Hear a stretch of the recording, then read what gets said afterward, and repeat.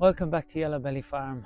My name is Conor. It's Friday the 20th of September and it's a glorious sunny evening, which was not expected for this time of year, but we'll take it. This is my first video of this year, which is a bit of a shambles, but I'll try and make up for it today, give you a good tour of what's happened this year, including the addition of this small puppy called Basil, Noling the sheepdog, who's been a wonderful addition. So let's go for a little walk around and see what changes have happened this year.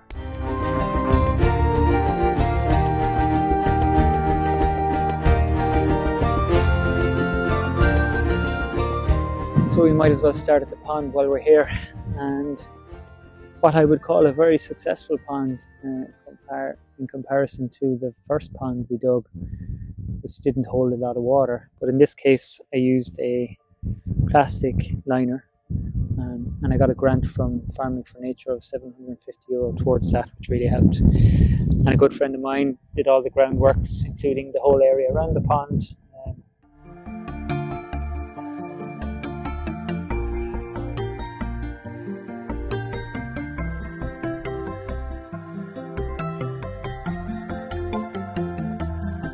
The pond is doing really well. I never really intended to meddle with it, but earlier in the year I was up in woodland nearby and saw some frog spawn in a pond. I figured a lot of them are not going to survive anyway, so I went and got a plastic bag and took some of the frog spawn and released it into the pond here.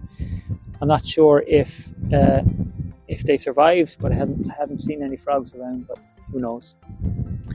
Also, when I was down in Killarney in the summer in Kerry, I stopped by a lake, took some soil and plants, and I placed them around the margins of this pond, and some of them have taken off. Earlier in the year I was delighted to see a bright blue dragonfly hovering around the pond, which is a great sign. And the pond itself is strategically located next to the market garden, and the hope there is that a frog population does build up here, and this will keep the slug population from the market garden in check. So building habitats to create a balance throughout the farm. This is going to become its own little micro habitat with its own flora, fauna.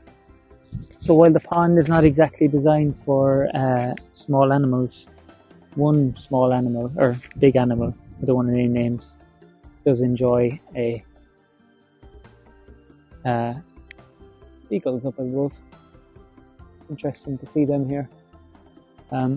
One particular animal does enjoy to take a dip in the pond, even though they're not supposed to, and it can get messy, but it's a lot of fun at the time. But not fun for the bath part, is it? So I'm at the Compost Bay now, and right behind the Compost Bay I laid down some plastic last year with the intention of planting into it this year. So there's black plastic down, and it's about a 10 by 5 meter patch.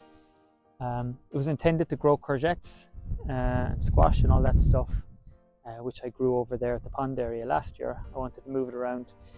In the end, the courgettes didn't do so well because I planted them out a little bit early. I had a lot more room left, so I put down a load of different plants. It essentially became a little bit of a polyplot.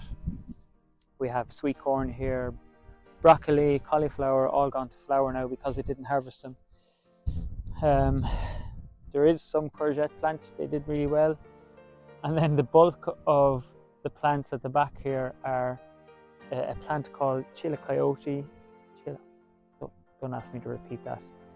The fruits look like a melon, they taste like cucumber. They're quite a popular plant to grow in Spain and South America.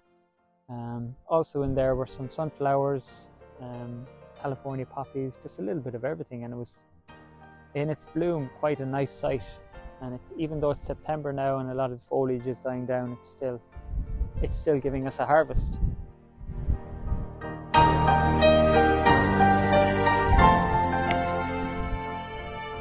Okay, so I'm down here now, still very close to the pond and the market garden, and this is the latest addition in terms of structures. this was actually finished only a few hours ago, and I'm delighted with it. There's a crew of 3 guys here working during the week. They started Tuesday and finished today. So this is a 4-bay structure, an outdoor shelter designed to store more so the tractor equipment. I really don't think I'm utilising the shed, the indoor shed, really well. It's really cluttered in the tractor room. So stuff like the post hole digger, the flail mower, and the tractor box, stuff like that, I think it can all live out here. It's going to be sheltered. I think it's just a better utilisation of space, more accessible outside. And then there's areas where I can keep my outdoor insect nets, a few tools close to the market garden. And then we got these 4 concrete bays. I'm not sure I need 4, but I think I'll eventually use them. I always like to build more sheltered, more storage than you need. These are going to last a long time. I wanted them to be concrete because these are going to be used to store bulk materials like wood chip, sand and gravel. Finished compost is going to be a primary use for these. So my thinking is, when I'm finished with a pile of compost here, and compost is forming a huge part of my fertility plan over the next few years, I don't ever want to have to import compost from outside. So all of my waste, I want to be putting into my compost bays, mixing it with straw or whatever, wood chip, and building really good compost. And then when it's finished, I want to be able to store it here, where it won't leach into the ground. It's going to be on a concrete base, and I can use it as I need. I'll be able to fit the tractor loader into these very easily. These are 1.8 meters wide. So I think these are going to be really, really useful storage and going to last a long, long time. I'm so happy with this because this was just a drawing on a piece of paper last Saturday evening, when Alex asked me if he could drop up that evening, and we came up with a plan. All the materials were ordered, and this has been done so quickly and so well, and it's worth getting somebody who knows what they're doing to build these sort of structures. I think I could have had a go like I did in my compost bay, but I think when it comes to stuff that you really want to last for a long time, getting it done professionally is probably the way to go. Plus, I just need help, and I'm happy to outsource it because it's just taking a long time for me to build structures. You only need to look at the polytunnel and see that it's been 2 years in the making, and trying to do all of this part-time is hard, and I need to keep momentum going on the farm. So this is about getting organised. I'm here in the market garden now, and this is the second real year of growing. I haven't expanded the growing spaces this year because I'm really not selling commercially yet. I know I dipped my toe in the water with a local retail outlet selling my greens and vegetables, and I'm happy enough at the moment to keep it like that, because I just think taking on too much at the moment while working full-time is not going to be a good balance. And my feeling is, until I have help here in the form of a part-time worker, that I can guarantee, regular harvest, regular cropping, regular sowing, only then can I really commit to any scale of commercial growing. So I've kept going on the 4 permanent beds this year that I have here, and it's been a lot of food that has fed the household and has continued to hone my growing skills, and these beds have performed wonderfully again this year. These were built early last year, and they're permanent 10-meter beds, 75 centimeter wide, no dig, wood chip hats, and built with the imported horse manure that I got from the local stables nearby. That is the formation of this soil, and my only maintenance to this soil will be adding compost to it every year, and that will be hopefully my own compost as I start to build up a stockpile of it. So this is beetroot here I have. This year I grew a new variety called cylindrica, and they form really long cylindrical beetroot, which were really nice. We got turnips, We've got really lovely heads of red cabbage here, and salads were going all summer, and the second crop is just starting to flower now, so they'll need to come out of the ground. I got into spring onions this year as well. Really enjoy spring onions. They're just really easy to sow in a clump, like 8, 9, 10 seeds, and you get a lovely little bunch of spring onions straight out of the ground. So I'm really still enjoying the growing, still learning. I'm still very much an amateur grower, but the more and more that I sow every year and grow and learn about their life cycles and their pests and their diseases, the more and more I learn and be ready when the time comes to commercial growing at scale. This is a bit of an experiment I'm trying out here. So these are purple sprouting broccoli plants. They were sown in the nursery in July and transplanted out here about 4 weeks ago.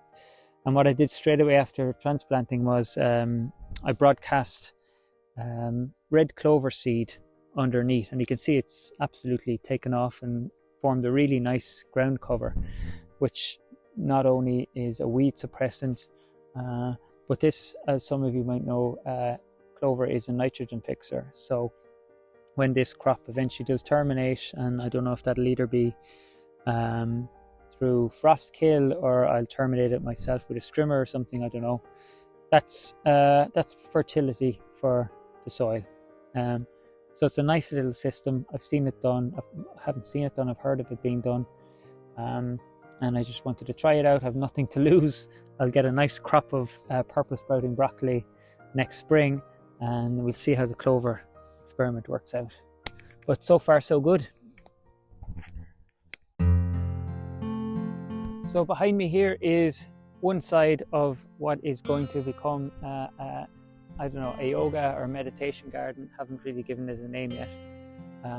So all along here are willow and poplar trees that were planted only in February, I think, through a cutting. So I would have put cuttings in the ground about that size, maybe 30 centimeters. And these are cuttings from the herb garden. And look how well these have done and grown in 1 year. So it's going to be hopefully a fully enclosed garden. It's about 20 by 10 meters maybe. And who knows, one day you could be coming up to Yellow Belly Farm for a yoga Pilates class. So let's see what comes of it. This row looks really good right now because I rescued it recently and then mulched it with just grass clippings, so it's looking pretty good, but I need to repeat all the way around because it definitely doesn't look this good everywhere. But I'm really happy how these have grown, and just the power of cuttings. This cost absolutely nothing, only a little bit of time.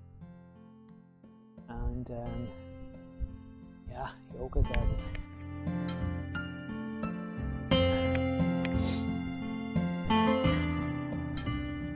This row here is the very first row of trees that I planted on the farm 2.5 years ago. As you may remember, last year they were ravaged by a deer population from down beyond that hill. I was really worried that the deer would come back this year. They haven't. I'm not sure the reason for that. I had planned on putting in deer fencing. The person who was supposed to do it let me down. So deer fencing didn't go in and the deer didn't come back. So it might have worked out okay. I don't know the reasons why. It could be the fact that there's a dog here now and there's a scent. We also got a front gate in. They could have been coming in the front gate, but who knows and who cares? They didn't come back, and hopefully that trend continues, especially as the hedgerow continues to build up and we protect ourselves from that sort of stuff. So this row can breathe a sigh of relief for this year, I think. And your face is destroyed. So to the original and first pond of Yellow Belly Farm, which was our tragic pond here, named because it was pretty much unable to hold any water for its first few months of existence until I installed a float valve here, which tops up the water when it drops, but I'm sure over time it has learned to hold water as the bentonite clay compresses. It's been colonized by a plant I did add, an aquatic plant called water milfoil, and it's a weed pretty much. It's covering the surface, which is not a bad thing. It's good to have the surface covered, and I'm sure it's a pretty good habitat for a lot of insects and maybe animals in amongst all the foliage around it. I scattered a lot of wildflower seeds at the time as well, and during the summer this area behind me was actually really beautiful and colourful. A lot of nice wildflowers showing up here, so it's still turned out to be a pretty nice area, and it's still developing. And there's a nice weeping willow tree there in the background as well. It's still going. So Tragic Pond will always be very fondly thought of.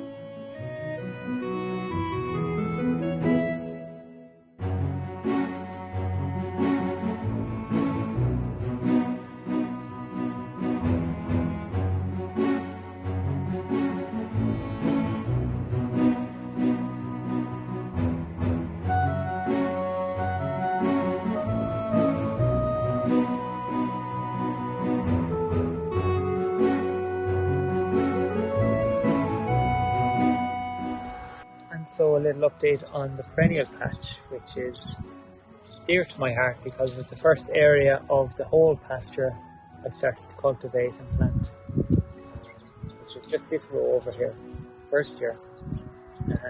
Every year I've added another section, which is this year, this section. And when I usually start a new section, I plant some annuals, and then the next year, after I'm finished with all the annuals, I'll start putting some perennial plants, which are the long-living plants. So like these strawberries, gooseberry, blueberry.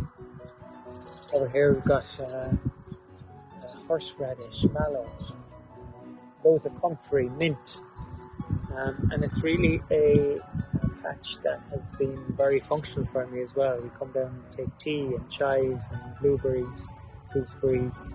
We're using a lot of it. This plant here actually is perennial kale, which was planted this year from cuttings. Now the caterpillars have absolutely destroyed it, but I'm not too worried. I think it'll come back and they're having a nice feast. I've got spring onions in there. I got asparagus planted earlier this year. So they're perennials, but they will be probably 3 years before I can really start harvesting the asparagus spears. So still a wonderful area, really giving. Carrots all behind me here, parsnips. I had cabbage and cauliflower, broccoli all along here as well. And strawberries were shocking this year. I didn't get any strawberries, but it's incredibly. I'm seeing the berries coming out now at this time. Now they're all white and they may not ripen, but it just shows how confusing it is for the plants to have a summer like we did, which was actually quite cold at times. And now into the third week in September, and we're in the 20 degrees. We're in that kind of area. So really confusing for plants and me. Further up along here, we've got this autumn fruiting raspberry plant that I think it was only last year I put into the ground as a cutting, and we're getting some fruits now. So you can see the berries are starting to come out. They're really tasty. I don't think I can describe really how good these are compared to what you might buy in the supermarket that has travelled halfway across the world. These nasturtiums just came back this year. I planted these from seed last year. They are voracious seeders, so they just keep coming back every year. This is a beautiful plant here called lemon verbena. If only I could transmit smell on YouTube. These are just incredibly beautiful. I'm meaning to harvest some of this and dry it in the dehydrator for tea, so we can taste it all throughout the winter. Behind me here, a really tall plant are Jerusalem artichokes. they're just a fantastic plant. They're just like these big dominating valiant plants that stand tall all throughout the winter.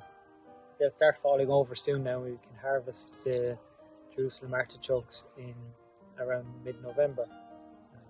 I built a support around them this year because they all got knocked over in a storm last year. I didn't even plant them again. They just again come back every year. You leave a few tubers in the ground and they're a very easy plant to grow. Just pop the tuber in the ground and let it go. They're essentially sunflowers, and they're actually starting to form flowers at the top. You just can't really see them. And I got to eat a few more raspberries. Basil?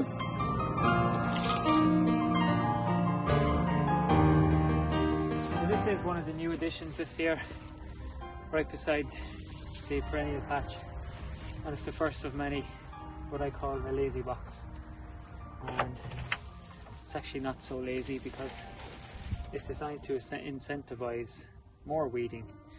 I want to place these in a few different areas around the farm. They're basically just a little outdoor storage box for tools, and I think if they're placed in areas where weeding is needed in small doses, it'll encourage me when I'm out there just to pick up a tool and do a bit of weeding.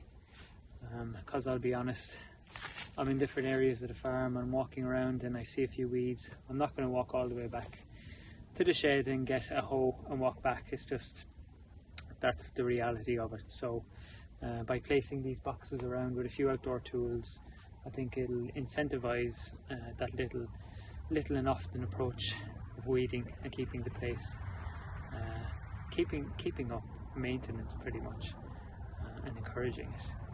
So really happy with this fella, more to come.